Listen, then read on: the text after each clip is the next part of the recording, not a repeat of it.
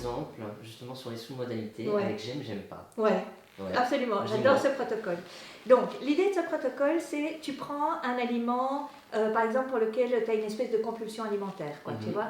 Moi, j'ai eu ça, par exemple, avec le Milka Oreo. Ah, je pourrais faire ça pour le Nutella. Bah oui, en plus. Et en plus, tu vois, rien qu'en disant le Milka Oreo, je suis un petit peu dégoûtée rien que d'y penser, quoi. Donc, une fois, je me suis fait, donc, c'est les enfants qui achètent ça chez nous à la maison.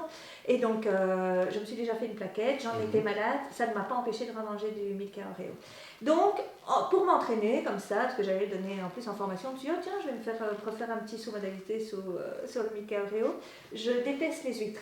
Donc, je me suis fait vraiment une représentation d'un moment donné où je mange des huîtres. Tu vois, j'ai tout de suite le truc qui vient. Et de nouveau, j'ai retiré toutes les sous-modalités de ça. Chez moi, là, c'est très kinesthésique. C'est vraiment ce truc de oh qui arrive. Et j'ai été les placer sur l'Oreo. Je peux te dire que je n'ai plus jamais mangé d'Oreo. Vraiment. Ma belle-fille était venue l'autre fois avec une tablette et vraiment j'ai fait oh. Ce qui est intéressant, ce que j'ai découvert aussi, c'est que ce protocole c'est vraiment sur j'aime pas. Mais ce que tu peux faire, c'est aussi prendre un aliment que tu aimes moyennement. bof, ouais, c'est ça, sans plus. Par exemple, je reprends un exemple qui m'appartient, les chips. Les grands paquets de Lay's rouges salés que quand tu ouvres ça sent bien. Hein. Le problème c'est que quand je commence, donc j'ai pas envie de plus manger de chips en fait parce que je trouve ça sympa de manger des chips, mais je voudrais ne pas avoir cette espèce de compulsion de terminer, d'aller au bout du paquet qui fait qu'après tu sais plus comment tu t'appelles et puis je culpabilise. Je pense que plusieurs personnes connaissent ça dans leur vie. Voilà. Et bien là tu prends un aliment que t'aimes bof. Okay. Moi, un truc que j'aime vraiment bof et que je ne vais pas beaucoup manger, c'est le pain blanc.